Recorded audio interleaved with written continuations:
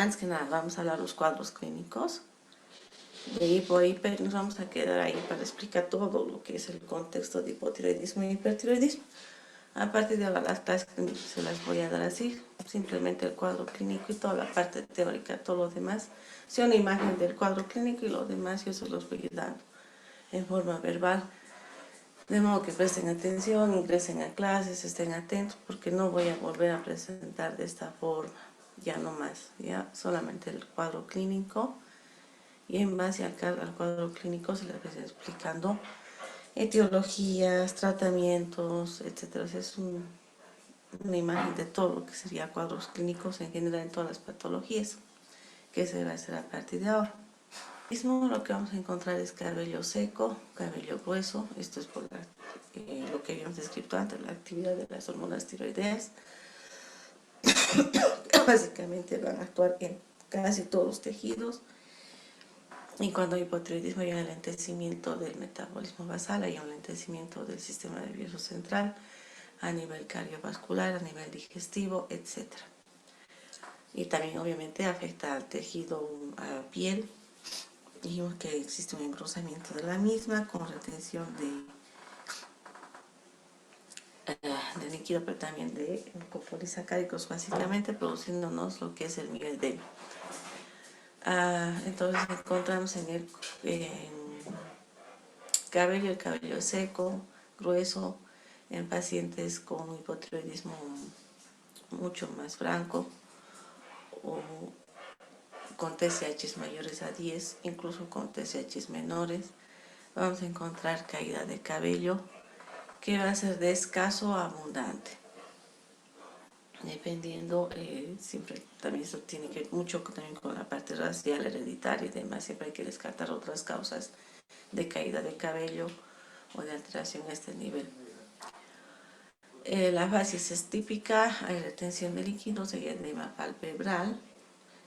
Nosotros tenemos una maniobra simple para demostrar si hay mioedema o no. Le pedimos a la paciente que muerda la punta de la lengua y vamos a notar ahí cuando saca la lengua que se marcan los dientes. Esa es la impronta dentaria provocada. En pacientes que tienen hipotiroidismo mucho más franco, severo, hay una impronta dentaria espontánea, es decir, cuando saca la lengua se va a ver claramente en el reborde de la lengua cómo están marcadas las piezas dentales, se nota, se ve. Es de la facies típica del hipotiroideo. Luego les voy a mostrar otra facies típica del cómix edematoso. Puede haber agrandamiento o no de la tiroides, es decir, puede ser en presencia o no de bocio. Eso quiere decir que van a tener glándulas tiroideas por encima de 20 gramos, 20 a 25 gramos por encima de este parámetro. Vamos a hablar de bocio, entonces hay que diferenciar. Bocio es simplemente el trastorno morfológico, la parte anatómica, con agrandamiento de la glándula tiroidea. Vamos a tener bocios difusos, nodulares, y en el contexto de los nódulos vamos a encontrar uno o muchos nódulos, es decir, va a ser un bocio uninodular o multinodular. El proceso de autoinmunidad hace que se produzca un proceso inflamatorio crónico. Obviamente secundario al proceso inflamatorio va a haber una cicatrización con una fibrosis de esa glándula tiroidea, lo que nos va a llevar al trastorno de la producción hormonal. Por eso llevamos al hipotiroidismo definitivo, no transitorio, no definitivo, por esta acción autoinmune. Y por ese mismo proceso, muchos pacientes que cursan con tiroiditis crónica de Hashimoto van a presentar en el transcurso de la enfermedad, presencia de nódulos. Estos nódulos pueden ser benignos o pueden ser malignos, y ya está avanzando nódulos al mismo tiempo. Hablamos de nódulos muy pequeños, es nuestro valor de corte. Si ustedes recuerdan, en prolactinoma va a ser el mismo, y cuando hablamos de carcinoma de tiroides igual nos vamos a referir al mismo valor de corte, es 1 centímetro, es decir, 10 milímetros. En carcinomas de tiroides por encima de 10 milímetros del tamaño nodular estamos hablando de cáncer. perdón, por debajo de microcarcinomas, y por encima obviamente estamos hablando de carcinomas que dependiendo del tamaño pueden llegar a constituir macrocarcinomas, pero por debajo de 10 milímetros, que es el valor de corte, son microcarcinomas. En los microcarcinomas hemos cambiado nuestra conducta terapéutica. Antes, frente a un micro o un macrocarcinoma, teníamos una actitud más agresiva en realidad en lo que se refiere a tratamientos. Íbamos a las cirugías con tiroidectomías subtotales o NIAR totales, que las denominamos, o totales incluso. Hoy en día hemos cambiado esta conducta frente a microcarcinomas in situ, que estén bien encapsulados, que no tengan ningún otro parámetro ecográfico o clínico, de todo ecográfico, porque es nuestro gol estándar, de que nos hable o nos indique que es un nódulo, ese microcarcinoma, incluso ya diagnosticado por punción aspirativa con aguja fina, con guía ecográfica.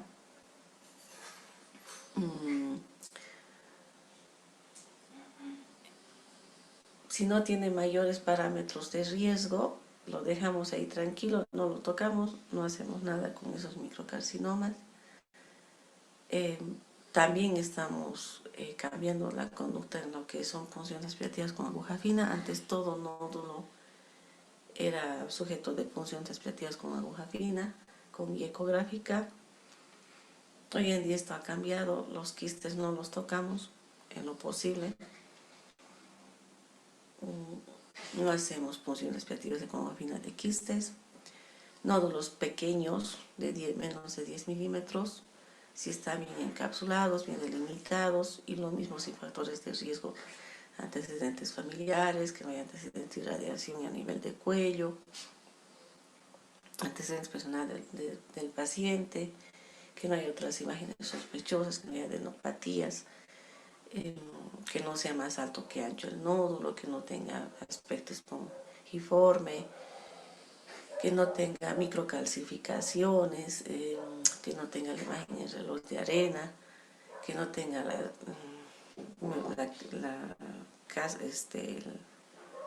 la membrana o el aspecto de cáscara de huevo, que no sea de un aspecto geográfico, etc. Entra lo que son nódulos inocentes o microcarcinomas que sí pueden estar presentes, y muchas veces se toma la decisión de no realizar ya la punción aspirativa con aguja fina en estos nódulos menores de 10 milímetros. Esas son las conductas actuales. Les vuelvo a repetir que puede ser que esto cambie en el transcurso del tiempo y volvamos a nuestra metodología antigua de estudio de tratamientos, con tratamientos mucho más agresivos, con dosis inhibitorias de levotiroxina que ya no se las hace. Frente a nódulos nosotros ya no damos dosis inhibitorias de levotiroxina como se hacía antes. Antes de nódulos que iban a punción aspirativa con aguja fina, inmediatamente empezábamos con levotiroxina, dosis inhibitorias, es decir, llevar esa TSH en un rango entre 0 a 0 punto mensurable, era nuestro parámetro de seguimiento.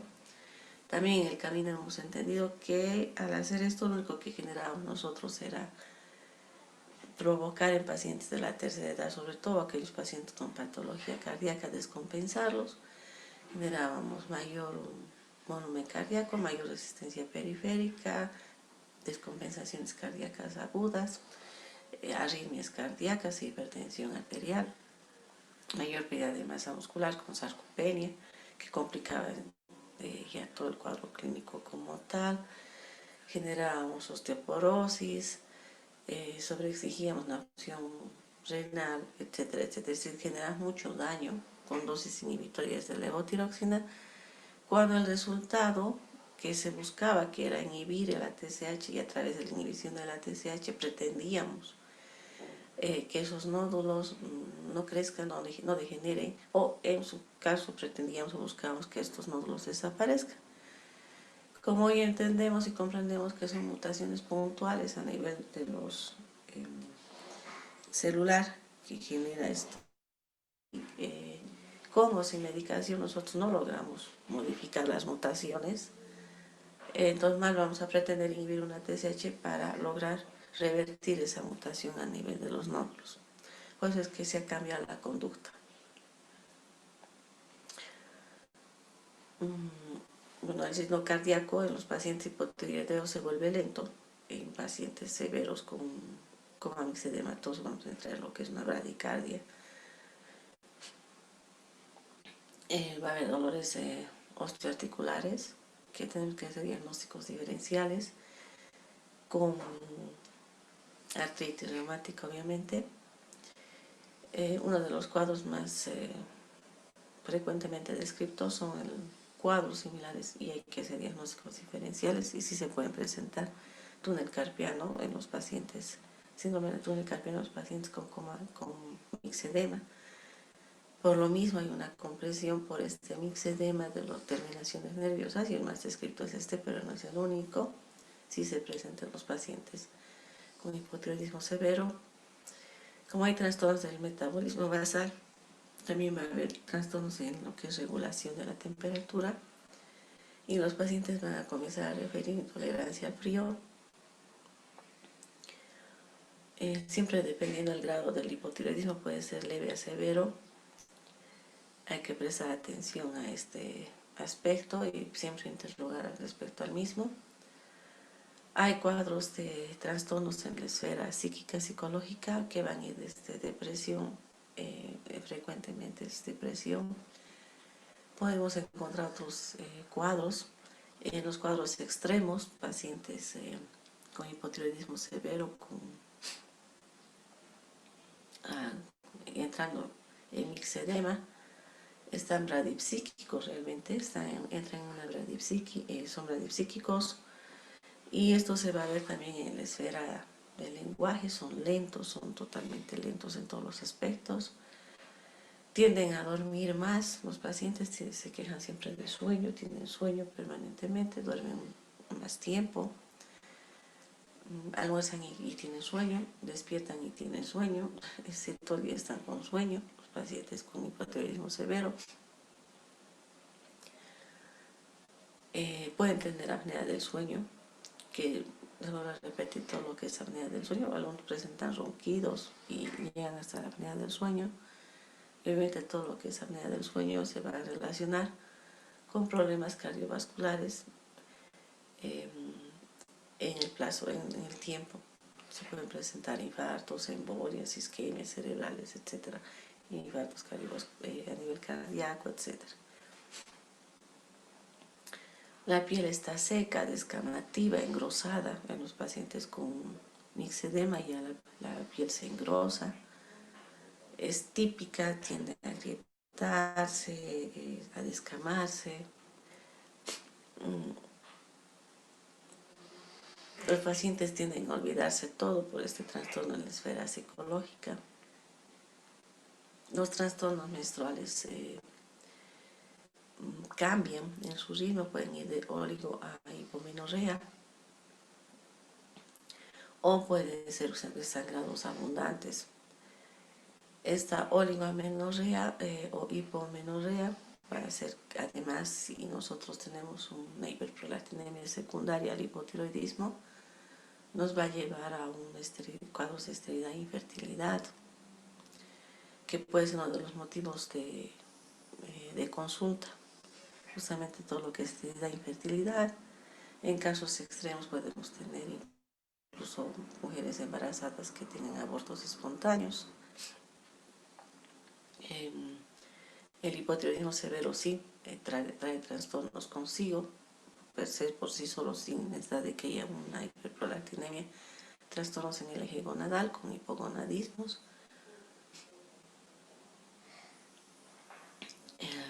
Bueno, hay ganancia de peso, que no es tanto por exceso de tejido adiposo, sino por el mismo mixedema, esa retención de líquido, pero sí se evidencia ganancia de peso. Y sí aumento de masa adiposa en lo que es la ganancia de peso. Obviamente esto va a conllevar trastornos también en todo el metabolismo. De hecho, estos pacientes van a tener dislipidemia con tendencia a triglicéridos altos, HDL bajas, LDL altos. en los pacientes hipotiroideos tenemos que hacer el tratamiento de ambas patologías, es decir, antes simplemente nos limitábamos a tratar el hipotiroidismo como tal, esperando que revierta también como consecuencia en las dislipidemias. Hoy en día sabemos que no es así, tenemos que tratar el hipotiroidismo por un lado y por otro lado la dislipidemia. Ambos van de la mano, porque las hormonas tiroideas impactan en todo el metabolismo de lípidos. En casos de mixedema vamos a encontrar hipoglucemia, hipotensión, ya les dije bradicardia, bradipsíquica, el paciente está con trastornos en el habla. Va a haber hipoglucemia en estos pacientes de todos los trastornos de los lípidos, puede haber un trastorno también en la función hepática y renal en casos extremos. Hay alteración en el sodio. Bueno, pues son pacientes que presentan cuadros de constipación crónica, estreñimiento crónico.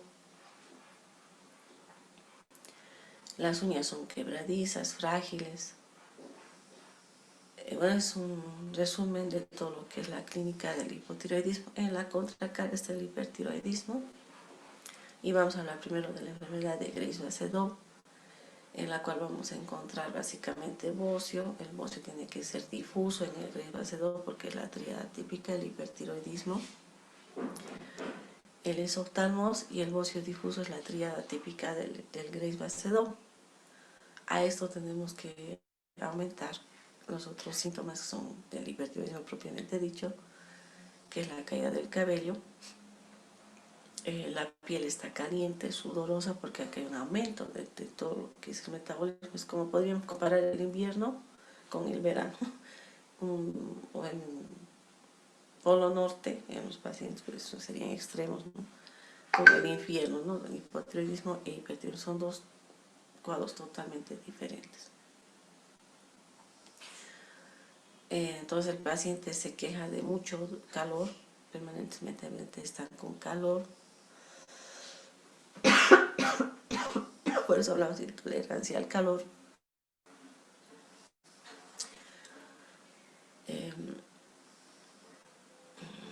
La piel está muy caliente, sudorosa, lustrosa. Nosotros podemos palpar y sentir la sudoración. La piel es finita, no es engrosada como el paciente hipotiroideo. Los latidos cardíacos obviamente están aumentados en frecuencia. Llegamos a tener una taquicardia.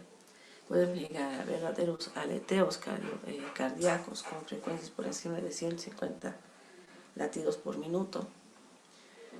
A nivel periférico, lo que vamos a encontrar por el trastorno de la esfera neurológica, vamos a encontrar temblor finodistal al momento del examen, que lo vamos a evidenciar incluso cuando le pedimos al paciente que cierre los ojos.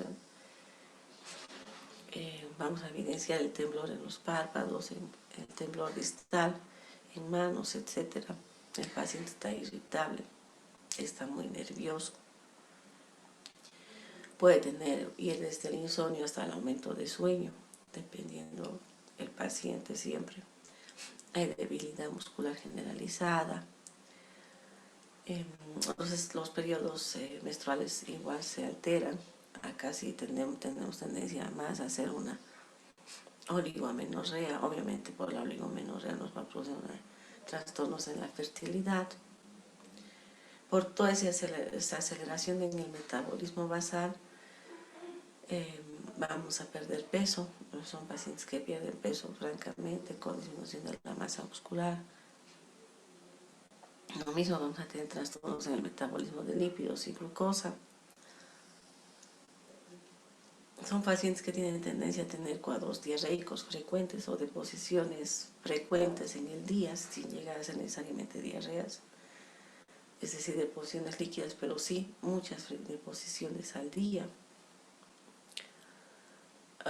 Bueno, ya dijimos, las manos están calientes, están húmedas, hay temblor, las uñas simplemente son frágiles. Dentro del hipertiroidismo tenemos que también describir todo lo que es bocio nodular tóxico, los adenomas tóxicos que se presentan por mutación en la subunidad beta del receptor de la TSH, lo cual permite que este se autofosforile en el tiempo, es decir, se autoestimule permanentemente. Por lo tanto, este paciente va a presentar hipertiroidismo y el tratamiento es destruir esta mutación como tal. Entonces, cuando hablemos de tratamiento, vamos a especificar el tratamiento para este cuadro. Bueno, lo vamos a ir adelantando. Como no podemos nosotros bloquear de forma definitiva con antitiroideos esa mutación, porque es una mutación puntual, lo que vamos a hacer es utilizar dosis de yodo terapéutico, yodo 131 terapéutico, para hacer una destrucción química de ese nódulo, de esa mutación. Entonces no nos tenemos que molestar en dar antitiroideos por tiempo prolongado o largo. Sí vamos a utilizar antitiroideos. Cuando el paciente viene a la consulta, hacemos el diagnóstico por la clínica, ecográficamente, y en este caso sí está indicada la gammagrafía tiroidea o el centellograma, que nos va a mostrar el nódulo hipertiroideo hipercaptante como tal. Y vamos a hacer el tratamiento con yodo radioactivo y o cirugías. Es decir, aquel paciente que tiene un bocio nodular tóxico, un adenoma tóxico, que esté tomando más de un año y medio o más, incluso que yo he visto en la práctica diaria, de antitiroideos, no se justifica. Estamos haciéndole un flaco favor al paciente, le estamos generando daño propio del hipertiroidismo, no vamos a curar su cuadro clínico, solamente vamos a perpetuar en el tiempo el cuadro clínico, vamos a provocar daño con la medicación y no vamos a cortar la génesis del cuadro, de la patología como tal. En el bocio multinodular tóxico, antes nosotros dábamos antitiroideos por tiempo prolongado y o cirugía, la indicación de tratamiento de primera línea. Nos reservábamos el yodo radioactivo al último. Esto porque nosotros al dar el yodo radioactivo vamos a destruir muchas células y siempre teníamos miedo, el temor nuestro era generar tormentas tirotóxicas post dosis de yodo. A la fecha se están haciendo tratamientos de yodo radioactivo, incluso como tratamiento de primera línea, de primera elección, siempre con el cuidado del manejo en los centros de medicina nuclear, que vayan de la mano con el endocrinólogo y se protege al paciente con dosis de corticoides, antitiroideos previos, llevar al paciente al eutiroidismo antes de darle la dosis de yodo. Esa es la indicación. En lo que se refiere a estudios complementarios de tiroides, tenemos el laboratorio, antes que pase, perdón, estoy olvidando, en el hipotiroidismo, en la tiroiditis crónica de Hashimoto, el marcador va a ser el anticuerpo antiperoxidasa. En el Graves va a ser doble, es el anticuerpo contra el receptor de TSH. Tenemos dos tipos de anticuerpos contra el receptor de TSH. Unos son los inhibitorios y otros los estimulantes. En el caso del Graves va a ser doble, tenemos anticuerpos de tipo estimulante. Por eso es que se produce el cuadro clínico. Vamos a encontrar también receptores para el TSH, por eso es que tenemos el esoptalmos en la grasita retroorbitaria. El esoptalmos puede ir de leve a severo. En cuadros severos el ojo va a tener a protruirse, va a ser más la masa ocular, que no va a poder ser contenida por el continente, la órbita, la parte ósea, y el hueso va a tender a protruir en casos extremos. Los tratamientos también han cambiado. Empezamos antes con corticoterapia, tenemos la toxina botulínica hoy en día, porque el principal problema de estos pacientes es que no pueden cerrar el ojo, los párpados no los pueden cerrar, entonces ese globo ocular está expuesto y podemos tener otro tipo de complicaciones como úlceras, etc. Tenemos que mantener húmeda la humedad en el globo ocular. Incluso utilizamos con los oftalmólogos, obviamente, lágrimas artificiales y un tipo de camaritas que se colocan en el ojo para que se mantenga la humedad a nivel ocular. Podemos utilizar corticoides sistémicos y corticoides locales, así a nivel ocular, que están administrados los oftalmólogos, y la toxina botulínica para mejorar también todo lo que sería el cierre de los párpados. En cuanto a los estudios complementarios, tenemos el laboratorio, el que ya hemos ido describiendo hasta ahora. Vamos a dosar. No sé si tengo.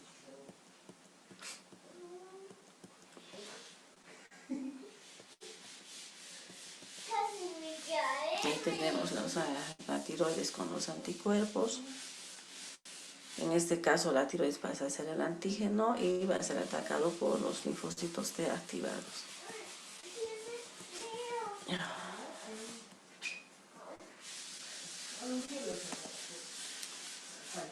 El otro cuadro clínico es la hashitirotoxicosis o hashitoxicosis, que es cuando se presentan ambos cuadros clínicos autoinmunes, hiper e hipo. Debutamos con hipertiroidismo y luego vamos al hipotiroidismo. Esto siempre va a depender de la actividad inmunológica. De estas, la tiroides de Hashimoto, el 44% va a ser hipotiroidismo clínico o clínico, el 52% va a acusar como eutiroideos y el 4% van a ser hipotiroidismos clínicos o subclínicos, que es lo que les sigue transitorio, hasta que se termine por la reacción inmunológica, se libere forma incontrolable la hormona tiroidea almacenada. Durante esta fase inflamatoria de autolesión, luego se autolimita, porque obviamente la tiroides no es eterna, y por esa salida brusca de hormonas tiroideas también se agota y entramos en el hipotiroidismo definitivo.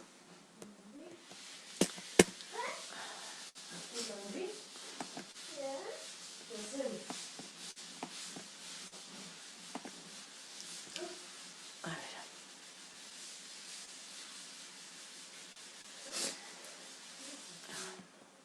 Ya.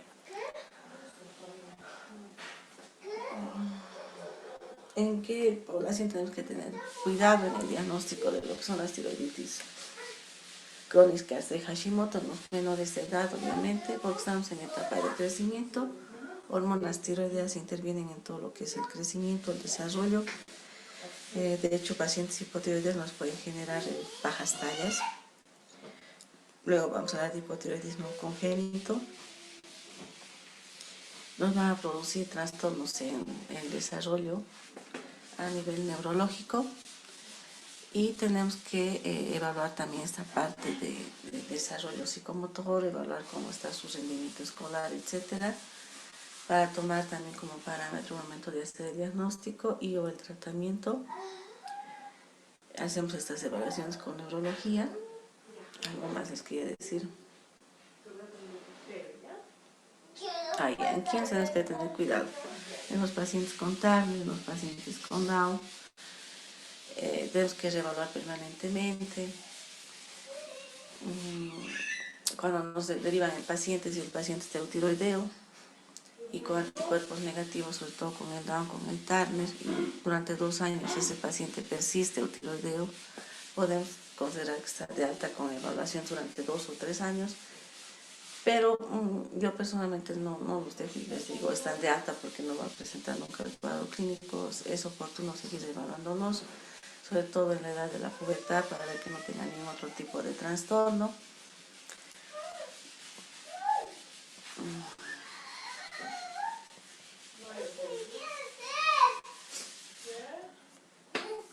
Bueno, entonces, ¿qué laboratorios vamos a solicitar? En el hipotiroidismo, en la tiroiditis crónica de Hashimoto, ya lo dijimos anteriormente, T3, T4, T4 libre, TSH, anticuerpos antiperoxidasa. Podemos solicitar antitiroglobulina, que no es específico. El uso actual de la antitiroglobulina es en casos de nódulos sospechosos de cáncer, pacientes con nódulos que tienen antitiroglobulina persistentemente alto o presente. Son nódulos que pueden degenerar, tienen mayor riesgo de degenerar en cáncer. No así los pacientes con antitiroglobulina negativa. La tiroglobulina, nosotros no dosamos en ningún paciente que tenga tiroides intacta, presente. Vamos a dosar tiroglobulina en pacientes que han sido sometidos a cirugía, en los cuales vamos a, sobre todo aquellos pacientes en los cuales ya se ha hecho una tiroidectomía total. o en aquellos pacientes que no se han sometido a una cirugía, una total, por ejemplo, parcial, pero que posteriormente a la cirugía vemos que es necesario ir a una dosis de yodo para quitar esos restos que nos pudieran quedar, pero sobre todo es el uso de una tiroidectomía total en cáncer. Es decir, que no tiene que haber tiroides para que nosotros usemos tiroglobulina como marcador en el seguimiento de cáncer de tiroides. Esa es nuestra utilidad. No soliciten, yo he visto un par de colegas que solicitan en pacientes con hipotiroidismo, no sé por qué está dosando y pidiendo tiroglobulina, no se justifica. Lo único que está haciendo es generarle un gasto al paciente, porque obviamente si ese paciente tiene tiroides, tiene que tener tiroglobulina, si no sería ilógico que no dosemos tiroglobulina, ¿verdad? Entonces la utilidad es cuando nosotros no tenemos tiroides, es decir, postquirúrgico, vamos a pedir tiroglobulina para rastrear restos que hubiera podido quedar en el acto quirúrgico y o metástasis. Si tenemos títulos altos de tiroglobulina, que es una paciente que ha sido operada por cáncer de tiroides con una tiroidectomía total, hicimos un rastreo corporal total que nos dio negativo en una primera instancia, le dimos una dosis de yodo si fue necesario, pero sin embargo nosotros encontramos tiroglobulinas altas, pese a que los otros marcadores y el rastreo corporal total, la gammagrafía, la ecografía, etcétera, todo nos da negativo, pero hay tiroglobulinas persistentemente elevadas, sobre todo con antitiroglobulina negativa. En este caso nosotros sospechamos de metástasis, y si no podemos evidenciarlo por estos otros estudios, es decir, el rastreo corporal total, vamos a recurrir a una tomografía, un red PTC, vamos a hacer con emisión de positrones, que nos va a mostrar cuáles son las metástasis o los tejidos residuales. Bueno, en cuanto a los estudios, les decía, para que no me salga del contexto. Entonces necesitamos hormonas tiroideas T3, T4, T4 libre TSH, anticuerpos en el hipotiroidismo para detectar tiroides de Hashimoto, antiperoxidasa, en la enfermedad de Graves-Basedow, en el hipertiroidismo, cuando tenemos la tríada típica, vamos a pedir el TRAB para confirmar o descartar el diagnóstico. Tenemos otras, bueno, en general ya no pedimos todas las hormonas, pedimos las fracciones libres, en este caso T4 libre, TSH y anticuerpos. Esto siempre por la parte de economía del paciente, por un lado de nuestro medio, pero por otro lado, que dijimos anteriormente que la T3 y la T4 se pueden ver alteradas, viciadas en su dosaje, ya sea para arriba o para abajo, cuando hay alteración en la producción de proteínas transportadoras por el hígado. Puede ser que la paciente esté tomando anticonceptivos o que esté tomando otra medicación que necesite hormonas transportadoras, y por lo tanto esto nos va a producir, vamos a dosar en el laboratorio. La paciente no está tomando anticonceptivos, podemos tener T4 total baja y no es la real de la paciente, no es el valor real, porque estos estrógenos de los anticonceptivos están utilizando esas proteínas transportadoras, las globulinas transportadoras, para cumplir su objetivo, cumplir el objetivo de la medicación como tal. Entonces no es el valor real de nuestro paciente. Puede ser que tengamos un paciente que esté cursando con una patología aguda. De hecho, pacientes con estrés agudo, es decir, cuadros patológicos o desnutriciones que van a afectar. Pacientes con desnutrición severa afectan la función hepática y por lo tanto también afecta todo lo que es la producción de proteínas transportadoras, y vamos a tener un dosaje que no es el real del paciente. Entonces, por este motivo, nosotros usamos fracciones libres, T4 libre, TSH y anticuerpos.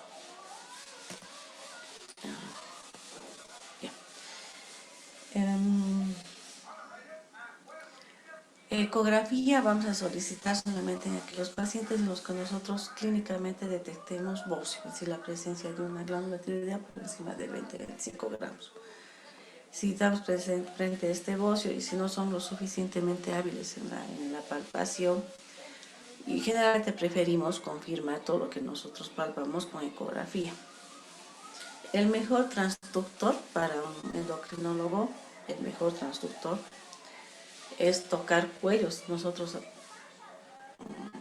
cuando hacemos la especialidad, bueno, personalmente Me pidieron que palpe 1000 cuellos, 1000 tiroides, 1000 glándulas tiroideas, para liberarme, así para que no esté con mi tutora, con mi profesor al lado, y yo pueda continuar haciendo las palpaciones porque ya había ganado la suficiente sensibilidad en los dedos. Y efectivamente a nosotros no se nos escapa en la palpación nódulos pequeños, nódulos grandes, características de las glándulas tiroideas.